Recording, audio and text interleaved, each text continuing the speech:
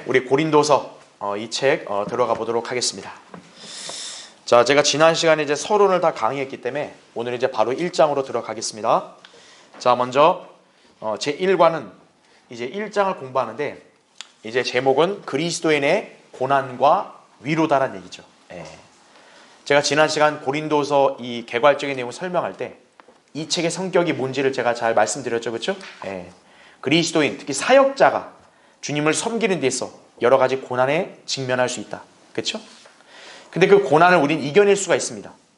자, 1장에서는 그 비결을 하나님께서 우리를 위로하시는 것으로 그렇게 설명하고 있다는 얘기죠.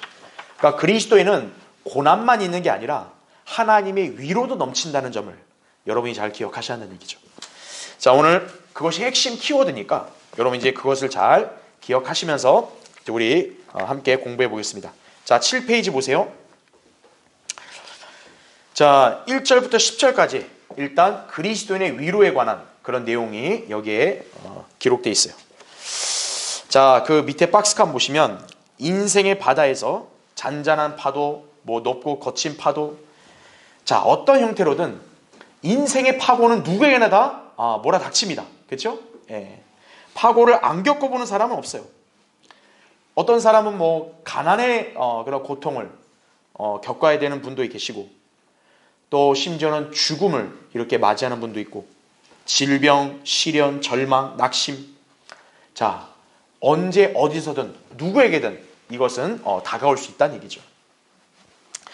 자, 그럴 때 인간에게 뭐가 필요하겠습니까?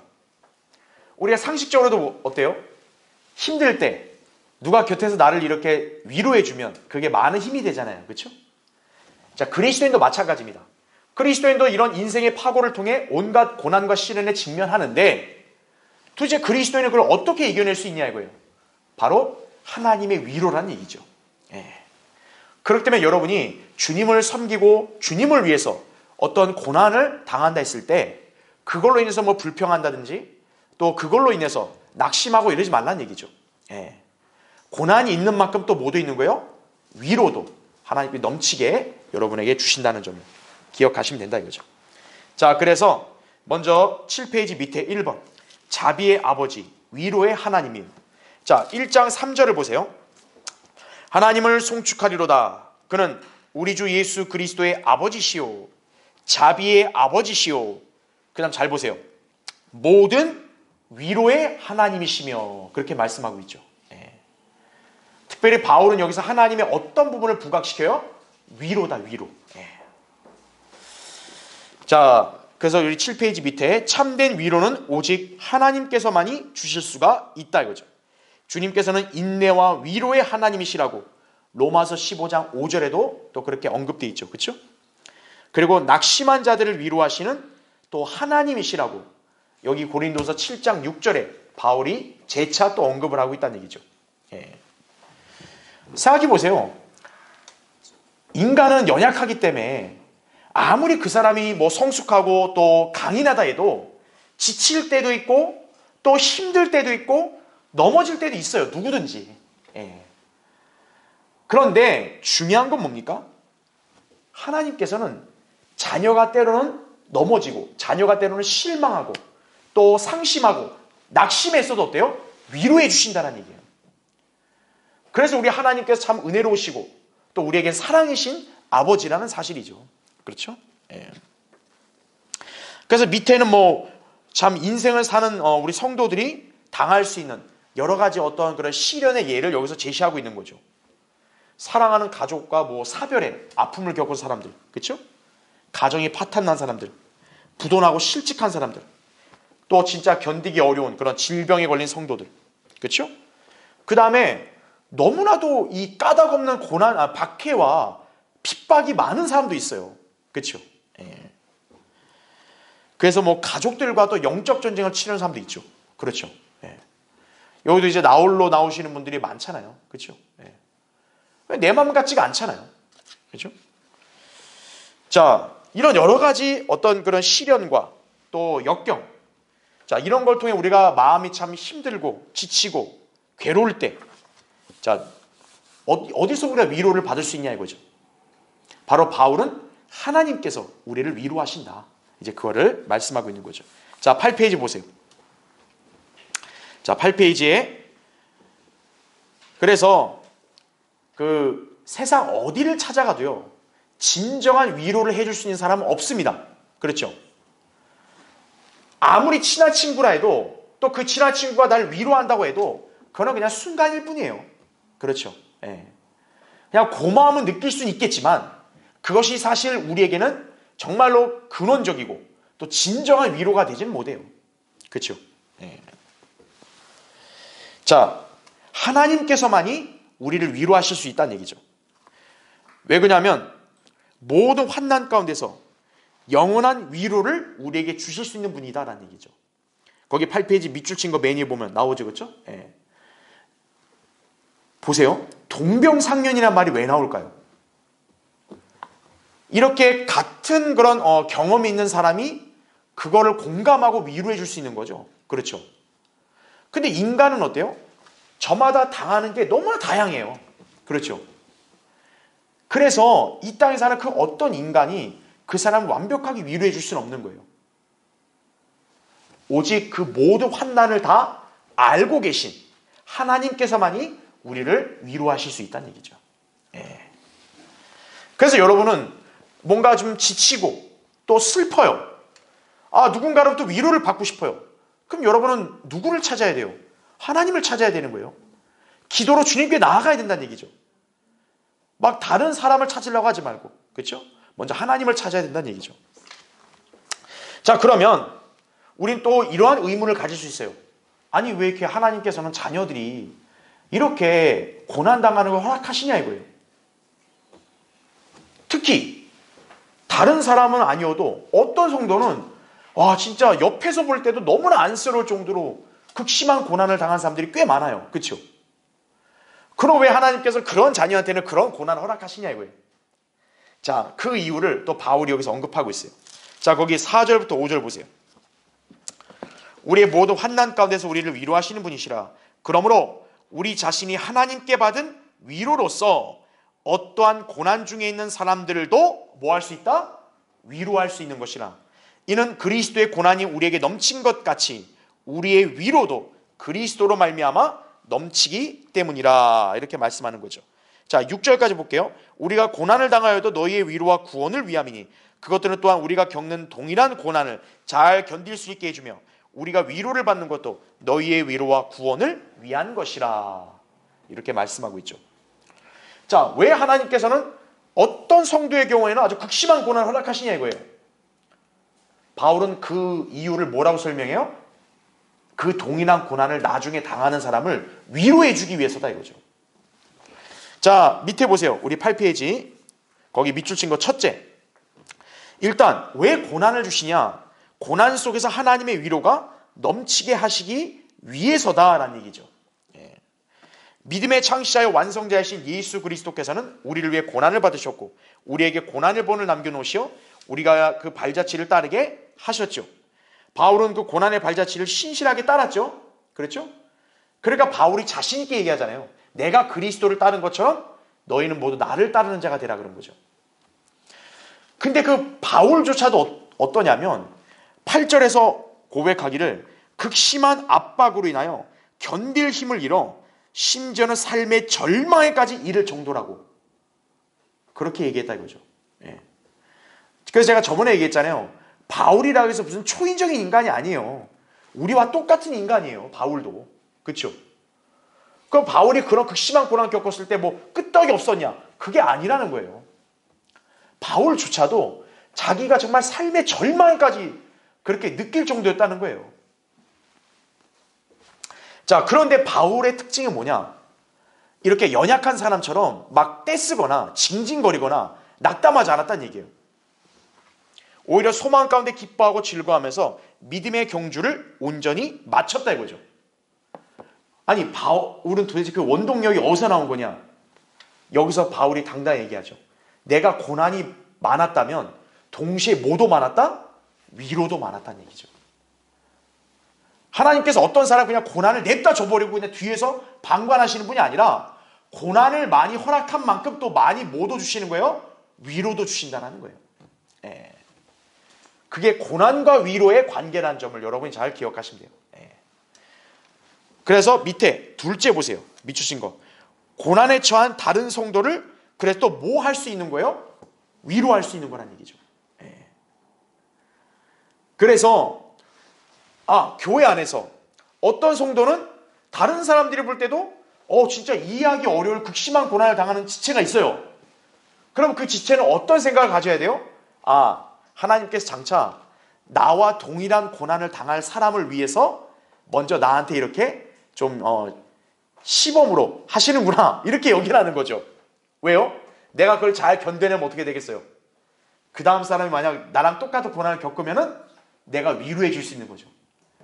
형제님, 자매님, 저도 분명히 그런 경우를 똑같이 당했습니다.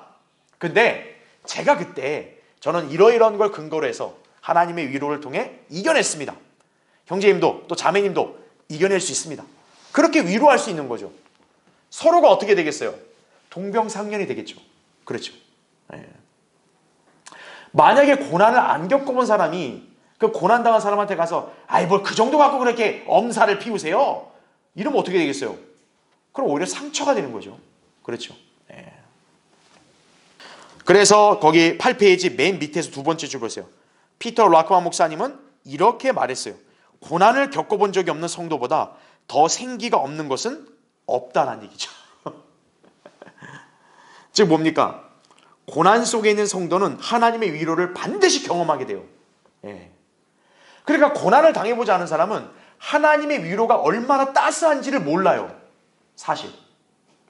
오히려 내가 고난과 시련 속에서 힘들어하고 있을 때 내가 주님을 찾으려고 하고 주님께 매달리려고 한다. 그러면 그 사람은 정말 하나님의 놀라운 위로를 경험할 수 있게 돼요. 자, 그렇게 얻은 위로를 통해 어때요? 그 성도는 생기가 넘치는 거예요. 다시. 환경은 힘들지만 어때요? 그 사람은 오히려 활력이 넘치는 거예요. 그게 하나님의 위로의 힘이라는 얘기죠. 그러니까 여러분이 고난에 처해야 한다고 해서 그 자체만 보고 낙심하거나 불평하지 말라는 얘기죠. 하나님께서는 여러분에게 정말 놀랍고도 색다른 그런 위로를 이렇게 베풀어 주실 거란 얘기죠. 그렇죠? 그래서 그걸 받는 성도는 어때요? 훗날 다른 성도가 나와 비슷하거나 동일한 그런 사례를 겪고 있다면 내가 위로해주고 세워줄 수 있는 거예요. 이 원리를 여러분이 기억하시면 돼요. 자, 9페이지 보세요. 그래서 거기 박스 칸에도 보면 이런 내용이 나온 거죠.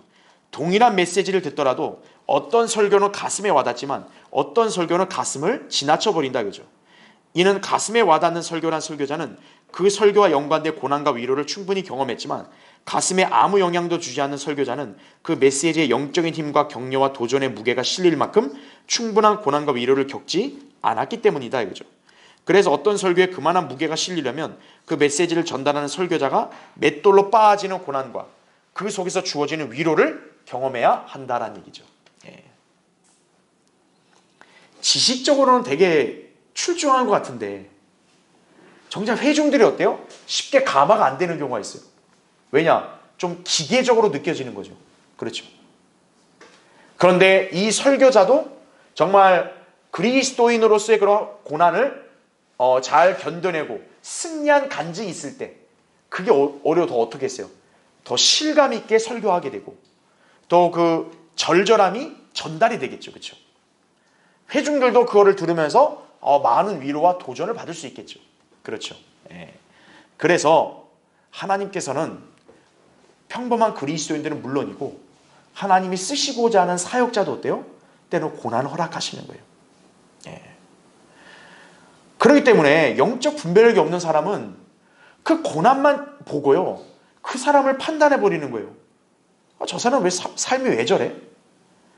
저 뭔가 좀 이상한가 보구만. 그러니까 이런 식으로밖에 판단을 안 하는 거예요. 근데 그게 아니란 얘기죠. 어떤 성도에게는 그런 극심한 고난이 주어졌을 때 뭔가 하나님의 분명한 목적과 뜻이 있는 거예요. 위로가 있을 수 있고 연단이 있을 수 있고 그 성도를 본으로 세울 수도 있는 거예요. 그러니까 여러분은 그러한 경우를 항상 이렇게 인식하면서 고난 속에서도 지치거나 쓰러지지 말라는 얘기죠. 자, 셋째 9페이지에 보면 거기 밑줄 친 거 셋째, 고난받는 다른 성도를 구원할 수 있도록 하기 위해서다라는 얘기죠. 자, 여기서 구원이란 말이 뭐냐면 우리가 일반적으로 알고 있는 지옥에서 구원받는 이 뜻이 아닙니다. 여러분이 성경에서 구원이라는 단어를 보게 되면 그냥 일률적으로 지옥에서 건져내는 이 차원으로만 이해하시면 안 돼요. 성경에서 구원이라는 용례는 여러 가지 그런 예에서 다 쓰인다는 점이에요. 자, 여기서의 고난은 어떤 의미로 쓰인 거냐? 거기 밑줄 쳐져 있죠? 고난을 잘 견디고 극복한다는 의미에서의 구원을 가리킨다는 얘기죠. 그러니까 여기 바울이 1장 6절에도 우리가 고난을 당하여도 너희의 위로와 구원을 위함이니 이랬잖아요. 이 구원이 지옥으로부터 구원 아닌 거죠. 왜냐? 이미 예수님 믿었을 때 구원 받았잖아요. 지옥으로부터. 그렇죠? 그러니까 여기서의 구원은 지옥과 관련 있는 게 아니고 고난에 처해 있을 때 거기서 구해냄을 받는다. 그 의미예요. 또 한편 아무런 열매도 없는 척박한 황무지 같은 인생을 종식한다는 뜻에서의 구원을 가리키기도 하는데 인생에서 하나님을 위해 고난도 받고 위로를 통해 고난에서 승리하는 경험도 해봐야 열매와 간증이 있게 되고 생동감이 넘치는 영적 생활을 영위할 수 있는 것이다라는 얘기죠. 그러니까 이 목적을 위해서 뭐예요? 하나님께서 어떤 성도나 특히 목사에게 고난을 허락하시기도 하는 거예요. 그거를 잘 견뎌냄으로써 어때요? 다른 성도들에게 위로가 되는 거예요. 낙심해 있는 성도들을 붙들어 세워줄 수 있는 거예요. 그리고 또 실제 어떻습니까? 좀 이렇게 우리도 속된 말로 그러잖아요. 고생을 좀 해본 사람이 인생을 안다 그러잖아요. 그렇죠? 고생 한 번도 없이 인생을 그냥 편안하게 사는 사람 어때요? 좀 철이 없잖아요. 그죠? 그리스도인의 영적 삶도 마찬가지예요. 고난 다 필요 없고 그냥 나는 평탄하게 그냥 잔잔하게 가고 싶습니다. 그 사람은 뭔가 간증 있는 삶이 안 돼요. 그렇죠? 내가 시험에도 한번 이렇게 빠져보고 또 마귀의 공격을 당해보고 그랬을 때 내가 그걸 믿음으로 이겨내면 그것이 나의 영적 생활에 하나의 어떤 좋은 그런 간증이 되는 거죠. 그렇죠? 자, 그렇기 때문에 우리에게도 이 목적을 위해서 하나님께서는 고난과 위로를 함께 해주신다는 얘기죠. 자, 그 다음에 넷째는 뭐냐? 하나님만을 신뢰하기 위해서다 이거죠. 자, 일단 여러분 거기 이제 8절부터 볼게요. 형제들아, 아시아에서 우리에게 닥쳤던 고난을 너희가 모르기를 원치 아니하노니 이는 우리가 받은 극심한 압박으로 인하여 견딜 힘을 잃어 심지어는 삶의 절망에까지 이른 것이라. 우리는 우리 자신 속에 사형 선고를 받았으니 이는 우리로 우리 자신을 신뢰하지 아니하고 죽은 자들을 살리시는 하나님만을 신뢰하게 하려 함이라. 이렇게 나오는 거죠. 바울과 그의 동역자들 같은 경우는 진짜 아예 그냥 삶을 포기할 정도까지의 그런 극심한 압박으로 고난이 찾아온 거예요. 그러니까 오죽하면 뭐예요? 난 그냥 죽었다. 난 그냥 죽은 거야. 이렇게까지 자신을 여기게 한 거예요. 그럼 하나님은 왜 바울과 동역자들을 그렇게까지 하셨냐? 여기 나오죠. 바울이 얘기하죠. 오직 누구만 신뢰하게 하기 위해서? 하나님만을 신뢰하게 하기 위해서. 고난이 아주 작게만 온다고 생각해 보세요. 그럼 어때요? 여러분의 지혜와 힘으로 이겨낼 수 있겠죠. 그럼 여러분은 하나님을 찬양하고 그분을 신뢰하겠어요? 아니죠. 이건 좀 내가 할 수 있었던 거예요. 내가 이거 견딜 수 있는 거예요. 이렇게 자기 자신에게 공을 돌리잖아요. 그렇죠? 그런데 어때요?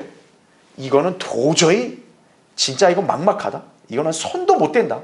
나는 진짜 아무것도 못한다. 그럴 때 어떤 거예요? 인간은 하나님만 전적으로 쳐다보는 거예요. 그래서 때로는 그런 극심한 고난까지도 어떤 성도에 허락하시는 것은 하나님께서는 그 성도가 오직 주님만 쳐다보기를 원하시는 거예요. 여러분도 그 점을 이 바울이 기록한 이 말씀을 통해 딱 마음에 새겨야 되는 거예요. 고난 때문에 힘들다, 지친다 이거예요. 왜 나는 이런 고난을 주십니까? 그럴 때일수록 주님은 뭘 원하세요? 여러분이 그분만을 신뢰하기를 원하시는 거예요. 바로 바울이 여기서 고백하는 거잖아요. 왜 사형 선고까지 내릴 정도로 날 이렇게까지 죽음의 문턱에까지 고난받게 하시냐 이거예요.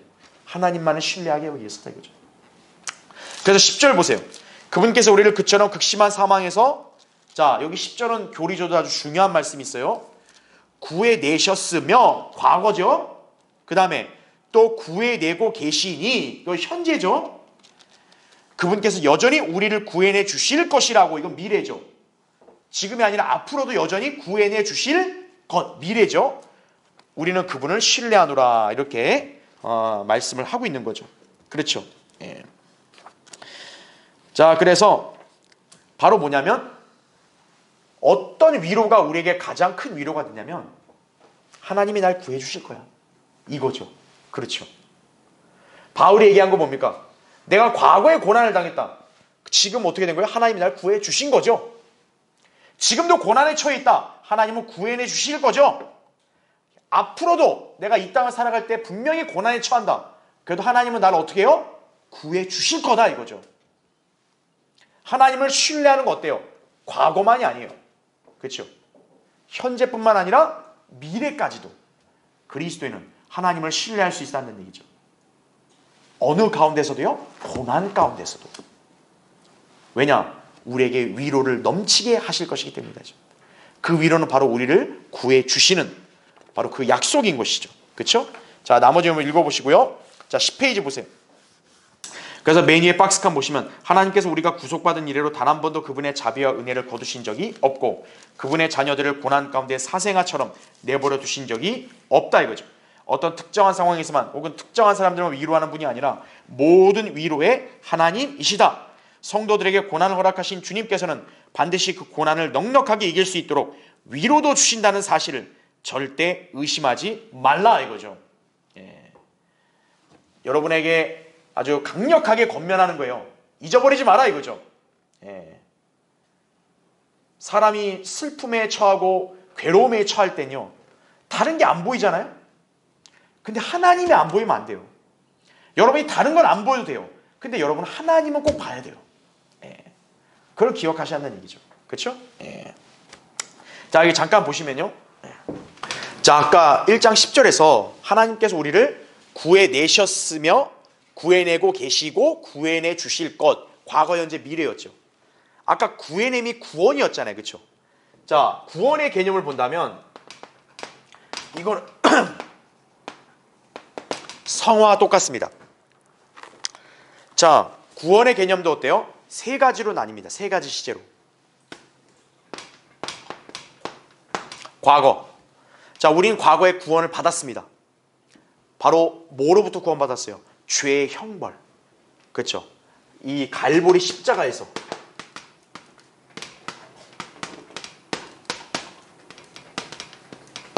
죄의 형벌로부터 우리는 구원을 받았다, 이거죠. 그러니까 여러분에게 다시 죄의 형벌이라는 게 있어, 없어요? 지옥은 없는 거예요. 과거에 받았기 때문에. 현재죠. 지금 여러분의 삶이에요.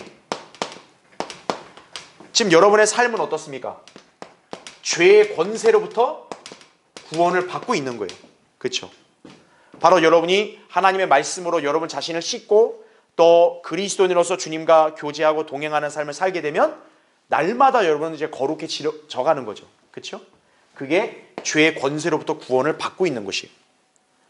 만약 여러분이 그런 그리스도인다운 삶을 살지 않으면 어때요? 여러분 다시 죄의 지배를 받는 거죠. 그렇죠? 그래서 죄의 권세로부터 구원을 받고 있는 것이다, 이거죠. 자, 그 다음 이제 미래. 미래는 우리가 앞으로 구원을 받을 것은 뭡니까? 이제 휴거 때죠. 휴거 때. 예. 이 휴거 때는 죄의 임재. 죄의 임재로부터 이제 완벽하게 구원을 받을 것이라는 얘기죠. 예. 이걸 우리 인간의 세 영역으로 나눈다면 과거는 우리 혼이 구원을 받은 거죠. 그렇죠? 현재는 우리의 영이죠. 그리스도의 영이 날마다 이렇게 거룩해져 가는 것이죠. 그렇죠? 앞으로는 미래는 우리 몸. 그렇죠? 이제 미래에 이제 우리 몸의 구속이 이루어지겠죠. 휴거 때. 그렇죠? 그럼 이제 더 이상 죄가 우리한테 다가올 수 있다 없다? 이제는 아예 죄는 완전히 원천적으로 차단이 되는 거죠. 그렇죠? 자, 이 1장 10절의 말씀에서 이 구원과 관련해서 세 가지 표현이 나왔죠. 세 가지 시제.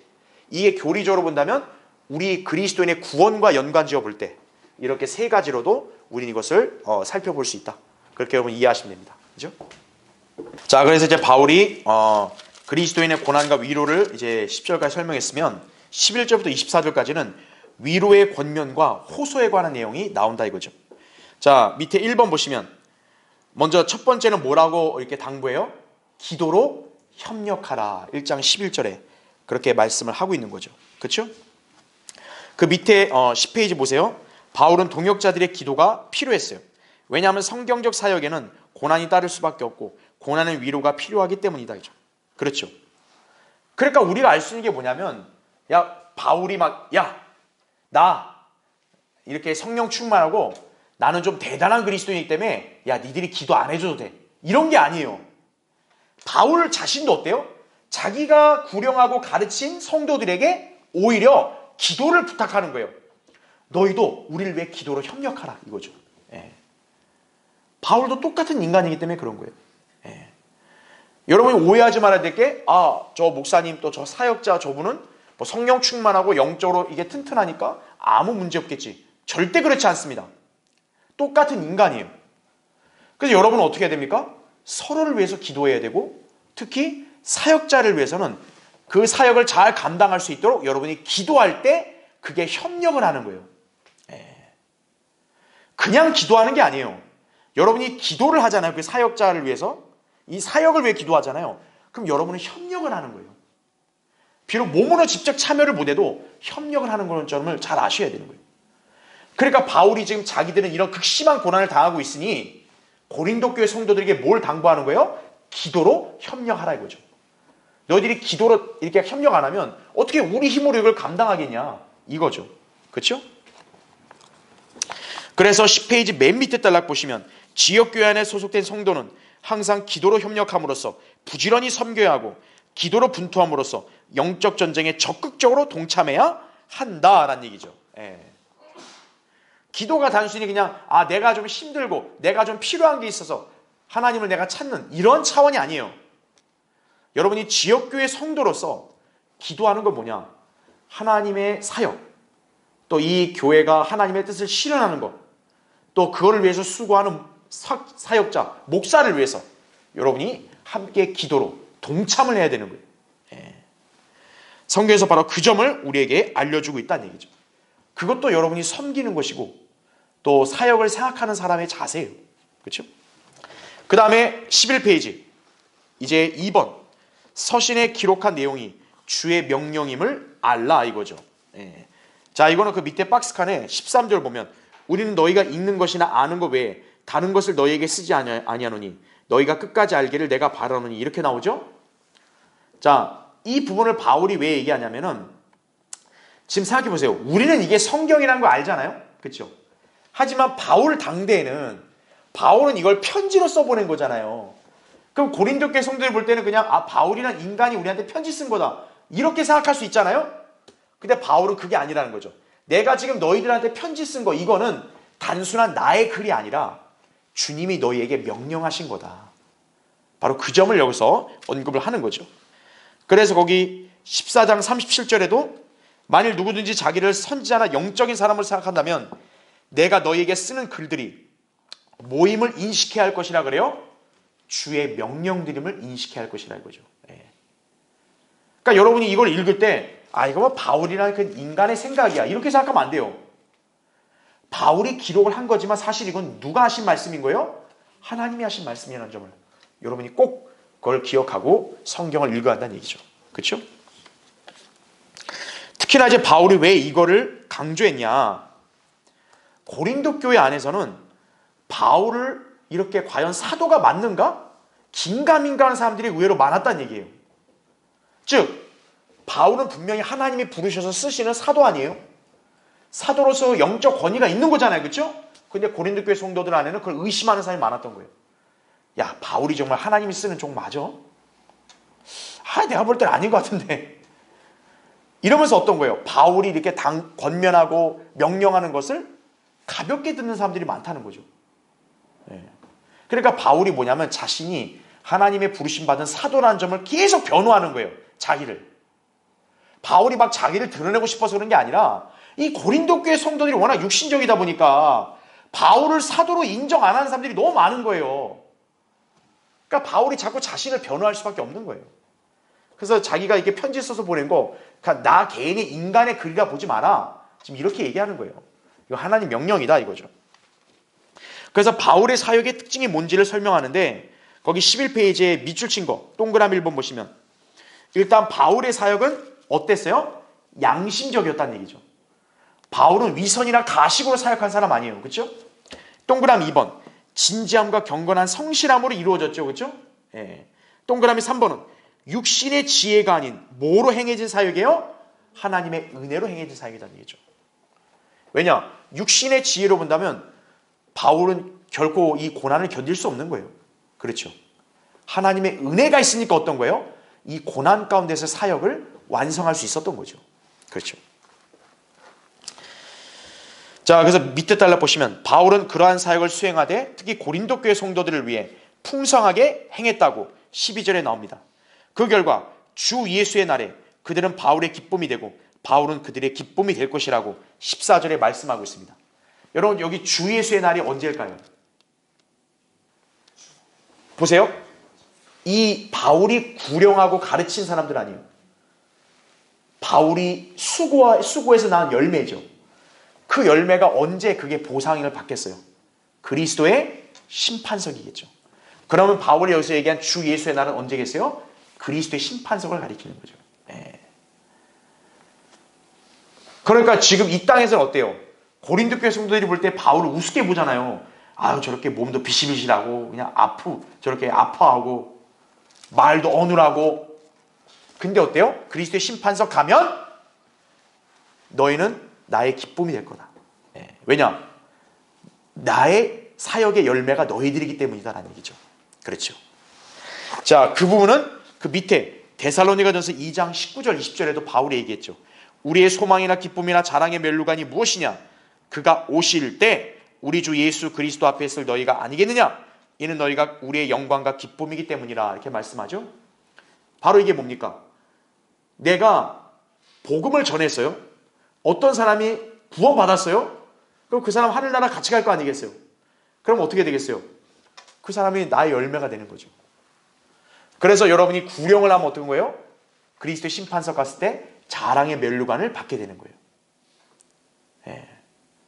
그러니까 자랑의 멸류관을 하나님은 누굴 주시는 거냐? 이 땅에 살 때 복음을 전해서 내가 죄인을 구령했다 이거예요. 지옥에 가야 될 죄인들 내가 건져냈다 이거예요. 그럼 여러분 이제 상급이 있는 거예요. 그러니까 여러분이 이 땅에서 왜 신실하게 복음을 전해야 되고 구령해야 되는지 알겠죠? 그렇죠?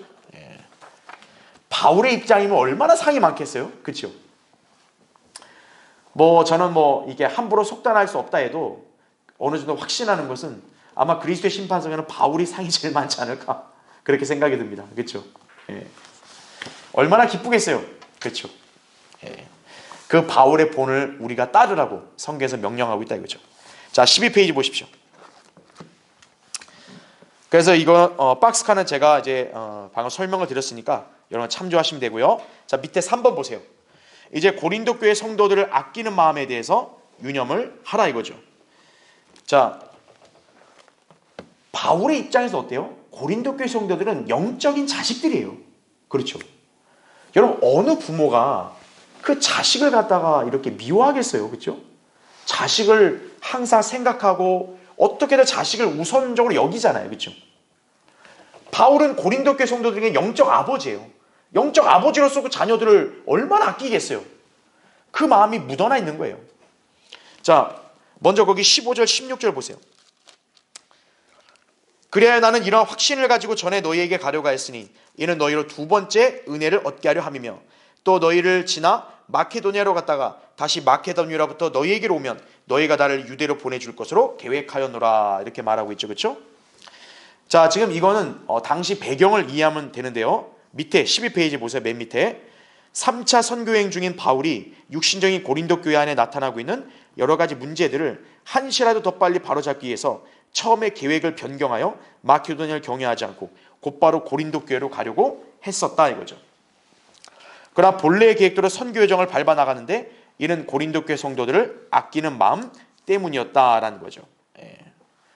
자, 13페이지 보면 곧바로 고린도 교회 가려고 했는데 근데 바울은 본래의 계획대로 선교 여정을 이렇게 밟아갔다는 거죠. 자, 13페이지 보면 메뉴에 바울이 보낸 첫 번째 서신 고린도전서를 통해 그들도 나름대로 깨달은 바가 있었을 것이고 서신을 통해 책망받은 것에 대해서 그들 스스로 정리하고 회개하고 문제를 바로잡을 시간이 필요했을 것이다. 이런 기회를 그들에게 주려고 바울이 고린도 방문 계획을 조금 늦춘 것인데, 만약 이런 것들을 무시한 채 시일을 앞당겨 좀 더 빨리 방문했다면 이런 아직 스스로 문제를 해결하지도 바로잡지도 못한 그들의 상황을 보고서 또다시 강력하게 징계하고 책망했을 것이고 그런 가운데 많은 슬픔에 잠겼을 것이다 라는 얘기죠. 자, 책을 읽으니까 좀 어때요? 바울이 왜 이런 말에는 좀 이해가 되세요? 즉 뭐냐면 바울이 고린도전서를 먼저 보냈잖아요. 근데 우리 고린도전서 이미 공부했어요. 고린도전서 내용은 주로 뭡니까? 성격이 책망이에요. 고린도 교회 성도들이 하도 엉망이니까 이거 하면서 그냥 지적하고 막 징계하고 그랬단 말이에요. 그렇죠? 근데 중요한 게 뭡니까? 바울이 그렇게 책망하고 혼내고 징계한 것은 그들을 멸망시키려는 게 아니죠. 그들을 바로잡으려는 거죠. 그렇죠? 부모가 자식을 왜 때립니까? 왜 혼냅니까? 바로잡으려고 하는 거죠. 자, 어쨌든 고린도전서를 통해 고린도 성도들은 혼났어요. 그렇죠? 그럼 이제 어떻게 해야 돼요? 고린도 성도들이 그걸 스스로 자각하고 반성하고 회개해야 되는 거죠. 예. 그럼 바울은 그들이 그렇게 할 수 있도록 어때요? 시간을 주는 거죠. 그러니까 바울의 그런 심정이었으면 얘들이 또 아직도 그냥 말썽 피울까 봐 빨리 가고 싶다 그랬는데, 만약 빨리 가면 어때요? 아직 이들이 반성하고 회개하지 않은 상태에서 가면 또 이렇게 엉망이니까 어때요? 또 바울은 또 화나가지고 또 혼낼 거 아니에요. 그럼 고린도 성도들은 또 그걸로 낙심하겠죠. 그러니까 바울의 입장에서는 그런 모습을 보고 싶지 않으니 내가 빨리 가고 싶어도 원래 계획대로 선교행하면서 내가 나중에 니들한테 갈 거다. 그럼 그때까지 뭐 하라는 거예요? 바울은 지금 이 고린도 교회한테 내가 니들한테 지적하고 책망한 거 반성하고 바로잡으라 이거죠. 예. 그래서 내가 이제 나중에 갈 때는 또 나한테 혼나는 일이 좀 없어야 된다. 이제 이런 거죠. 예. 그러니까 이제 바울이 그들을 대하는 마음은 정말 부모와 같은 마음인 거예요. 그렇죠? 예. 자, 그것 때문에 이제 계획을 바꿨다 이거죠. 그 다음에 13페이지에 2번 하나님의 약속과 그분의 뜻에 따라 세운 계획이다라는 얘기죠. 그게 이제 17절부터 20절 나오는 건데 거기 한번 읽겠습니다. 17절 보시면 그러므로 이 일을 계획함에 있어서 정녕 내가 경솔히 행하였겠느냐? 아니면 내가 계획을 세울 때 육신을 따라 세웠겠느냐? 그래야 예나 아니요 하는 일이 내게 있어야 하겠느냐? 그러나 하나님께서 참되신 것 같이 우리가 너희에게 한 말도 예와 아니오가 아니었노라. 우리 즉 나와 실라노와 디모데가 너희 가운데서 전파한 하나님의 아들 예수 그리스도는 예와 아니오가 아니라 그분 안에는 예만 있었느니라. 그분 안에 있는 하나님의 모든 약속은 예가 되기에 우리는 그분 안에서 아멘하고 하나님께 영광을 돌리노라. 이렇게 말씀을 하고 있는 거죠. 예. 자, 지금 바울은 다시 한 번 더 그들에게 전제로 까는 게 뭐냐면 자기가 계획을 어쨌든 변경을 했잖아요. 그럼 또 그거 갖고 바울은 왜 이렇게 저렇게 경솔해 사람이, 또 누가 그렇게 수근덕거릴 수 있단 말이에요. 그러니까 이제 바울은 또 그것까지 아예 차단하는 거죠. 아니다 이거죠. 예. 바울은 어떤 일을 내가 계획을 수행할 때 난 한 번도 육신적으로 한 적이 없다. 그걸 얘기하는 거예요. 바로 뭡니까? 바울은 자기가 하나님 안에서 나는 모든 걸 계획을 세우고 실행한다 이거예요. 그러면 하나님 안에서 계획하고 실행한 일은 착오가 있겠어 없겠어요? 착오가 없는 거죠. 그 하나님의 뜻에 따라 한 걸 갖다가 이거 안 돼요. 될까 안 될까? 이게 아니라는 거죠. 하나님 안에서는 뭐든지 뭐밖에 없는 거예요? 예스! 예밖에 없는 거예요. 하나님의 뜻으로 이것이 주어졌으면 우리 어떻게 해야 돼요? 예스! 이렇게 가야지 아닌 것 같은데요? 에이 아니요? 이럴 수 없다는 얘기죠. 바울이 지금 계획을 변경한 것도 뭐예요? 내가 육신적으로 경솔하게 한 게 아니라 나는 하나님 안에서 계획을 세워서 한 거다. 그러니까 여기에는 아니오가 있을 수 없다는 얘기죠. 예. 하나님의 모든 약속은 예가 된다. 예. 그 점을 바울이 여기서 얘기하고 있는 것이죠. 자, 그래서 밑줄 것만 볼게요. 13페이지 밑에 밑줄 거. 하나님의 모든 인도하심 가운데는 둘 중 하나를 선택하는 것, 곧 예나 아니오가 있어서는 안 되고 항상 모든 것이 뭐가 되어야 된다? 예가 되어야 한다는 얘기죠. 여러분 개개인도 마찬가지죠. 하나님께서 여러분에게 뭔가 뜻을 비춰주고 너 이 길을 가라고 했는데 우리가 그걸 대놓고 아 이거 아닌데요? 아 이건 좀 확신이 안 서는데요? 그러면 돼요 안 돼요? 안 된다는 거죠. 하나님이 여러분을 인도하신 게 확신이 들면 여러분은 무조건 무슨 답만 해야 돼요? Yes sir 이거죠. Yes sir 그리고 가야 되는 거죠. 예. No 한다든지요. Wait 아 잠깐만요. 이러면 안 된다는 거죠. 하나님이 딱 인도하셨으면 어떻게 해야 돼요? Yes 예 바로 가겠습니다. 그렇게 해야 한다는 얘기죠. 그러니까 여러분들 이 원칙은 꼭 배우셔야 돼요. 예. 하나님께서 여러분의 뜻을 비춰줬으면 망설이거나 주저하면 안 돼요. 여러분이 그걸 갖다가 막 아니라고 그러면 안 돼요. 예! 하고 바로 가야 된다는 얘기죠. 그렇죠? 그러한 본을 가장 잘 보이신 분이 누굽니까? 예수 그리스도죠. 예수님도 하나님 아버지가 어떻게 했어요? 인류의 죄를 위해서 십자가에 질고를 져야 된다 했을 때 예수님은 가능하면 피하고 싶어 했죠. 하나님의 진노를. 근데 하나님은 어떻게 했어요? 안 돼. 마시라 그랬잖아요. 예수님 결국 마셔서 안 마셨어요? 마셨잖아요. 예. 우리가 그 본을 잘 따라야 된다는 얘기죠. 자, 14페이지. 그래서 14페이지의 맨 위에 밑줄 친 것만 보면 무엇보다도 주님 안에서는 하나님의 모든 약속이 오직 뭐가 돼요? 예가 된다 이거죠. 그래서 뭐라고 얘기합니까? 아멘으로 받아들이라 이거죠. 하나님께 영광을 돌리면 된다는 얘기죠. 여러분의 알량한 이성과 잣대로 판단하시면 안 된다는 거예요. 예. 하나님의 말씀, 하나님의 약속 그럼 어때요 여러분? 아멘! 이러고 가야 되는 것이에요. 여러분이 이해가 안 돼도 어때야 돼요? 하나님의 뜻이 있으면 아멘! 하고 가야 된다는 얘기죠. 그렇죠. 예. 자, 그 점을 기억하시면 됩니다. 자, 밑에 이제 3번 이제 구원의 영원한 보장에 관한 내용인데 여러분 이제 21절부터 거기 24절 보겠습니다.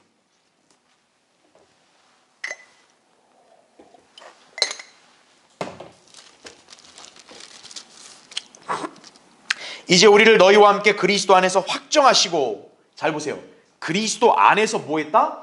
확정이에요. 우리에게 기름 부으신 그분은 하나님이시니 그분은 또한 우리를 어떻게 했다? 인치시고 우리 마음속에 자 뭐를 주셨다? 성령의 보증을 주셨니라. 잘 표시해요. 성령의 보증. 뿐만 아니라 나는 내 혼을 걸고 하나님을 불러 증인을 삼나니 너희를 아끼려고 아직 고린도에 가지 아니하노라. 바로 바울이 고린도에 바로 안 간 목적을 자기가 밝히죠. 네. 너를 아끼기 때문에 내가 지금 바로 안 간다 이거죠. 24절 우리는 너희 믿음을 주관하려는 것이 아니요 다만 너희를 기쁘게 하기 위한 동역자라. 이는 너희가 믿음으로 서 있기 때문이라 말씀하는 거죠. 자, 구원의 영원한 보장은 너무나 잘 알고 있습니다. 그렇죠? 근데 바울은 지금 이 문맥에서는 뭘 근거로 설명하냐? 우리 마음속에 하나님이 뭐를 주셨다? 성령의 보증을 주셨다는 거죠. 그렇기 때문에 우리 구원이 잃어버리지 않는다? 잃어버리지 않는다는 얘기예요. 왜? 그 약속은 성령이 보증이 된 것만큼 확실하기 때문에 그런 거죠. 그래서 거기 밑줄 친 것만 보면 첫째, 하나님께서 성도들을 그리스도 안에서 확정하셨기 때문이라는 거죠. 즉, 우리는 이미 어디 안에 있는 거예요? 여러분 개개인 지금 어디 안에 있어요? 그리스도의 몸 안에 있는 거죠. 이 몸 안에 있는데 다시 몸에서 떨어 나올 수 없는 거예요. 둘째, 하나님께 성도들에게 기름을 부으셨기 때문이다. 자, 기름은 성령을 상징하죠. 그렇죠? 여러분 성령 침례를 받은 거잖아요. 그렇죠? 예. 그 성령 침례 받은 거는 다시 사라지지 않는다고요. 영원한 기름 부음이다 이거죠. 자, 15페이지. 셋째, 성령으로 인치시고 그 다음 뭐를 주셨다? 성령의 보증을 주셨기 때문이라. 에베소 1장 13절에 나온 말씀과 연결되는 거죠. 너희도 진리의 말씀 곧 너희 구원의 복음을 듣고서 그분을 신뢰하였으니 또 너희가 그분을 믿고서 약속의 그 성령으로 인침을 받은 것이니라 말씀하는 거죠. 예. 그러니까 구원의 복음을 듣고 신뢰하는 순간 여러분 성령으로 인침 받은 거예요. 그러면서 여기서 뭐라 그래요? 보증이라고 얘기하죠. 자, 이 박스칸 15페이지 거기 박스칸에 보면 이 보증이 오늘날 현대식 용어로 빌리자면 뭐냐? 계약금이에요. 계약금. 여러분 전월세 계약할 때 항상 뭘 겁니까? 보증금 걸죠. 그리고 뭔가 계약을 맺을 때도 그 계약을 내가 체결하겠다는 뜻으로 먼저 계약금을 걸죠. 그렇죠? 그게 바로 뭔가를 할 때 진지한 태도로 임한다는 것을 확실하게 보여주는 약조금이다라는 얘기죠. 예. 즉 계약금을 걸었다는 얘기는 내가 그거에 대한 권리를 샀다는 얘기예요. 그렇죠? 자, 지금 여러분 안에 성령님이 보증이 있다 그랬죠? 그 무슨 말이에요? 하나님이 그 성령을 통해서 우리를 소유하신다는 얘기예요. 우리를 소유권을 갖고 있다는 얘기예요. 네. 그게 값을 치르고 산 것이다. 이 말씀과 연결이 되는 것이죠. 그렇죠? 네. 그래서 마치 그게 뭐냐? 여러분 이제 계약서 쓰면 밑에 뭘 찍어요? 도장 찍죠. 그게 예전에는 봉인, 인을 치는 거예요. 자, 성령으로 인쳤다 그러죠. 바로 성령으로 딱 봉인해버린 거예요. 그리고 뭡니까? 계약서가 있어야 될 거 아니에요. 계약서. 문서 계약서 있죠. 집문서. 그러면 우리 구원의 계약서는 뭐예요? 성경 아니에요. 네. 여기 문서로 기록되어 있으니까 이거 바꿀 수 있어 없어요? 바꿀 수 없다 이거죠. 네. 여러분 그거를 잘 기억하시면 된다는 얘기죠. 자, 그래서 이제 밑에 단락은 제가 예전에 설명한 거니까 16페이지 보세요. 그래서 바울이 왜 고린도 전서를 쓰고 나서 바로 방문하지 않고 일부러 시간을 늦췄느냐? 바울도 그들에 빨리 가게 되면 그들을 혼낼 수밖에 없는 상황일 거라고요. 그들이 스스로 반성하고 회개할 시간을 벌어주는 거죠. 그래야 자기도 마음이 편하니까. 그렇죠? 그래서 바울은 24절에 뭐라고 얘기합니까? 나는 절대 너희들의 믿음을 주관하는 게 아니다라는 얘기죠. 이게 사역자와 성도의 관계예요. 사역자가 성도의 믿음을 주관하면 뭡니까? 그게 니콜라파죠. 바로 지배를 하는 거죠. 사역자는 성도의 믿음을 주관하는 게 아니에요. 사역자는 성도를 세워주는 거죠. 그럼 여러분 자세는 어때야 돼요? 그런 사역자를 경시하면 안 돼요. 그것이 하나님께서 여러분에게 베푸시는 은혜라고 알고 여러분 그걸 감사함으로 순종해야 된다는 얘기죠. 예. 그게 목자와 성도들 사이의 건강한 관계가 되는 거예요. 예. 목자도 성도들에게 본이 되고 섬기고, 그러면 성도는 어때야 돼요? 그런 목자를 본으로 삼아 순종하고 따라가야 되는 거예요.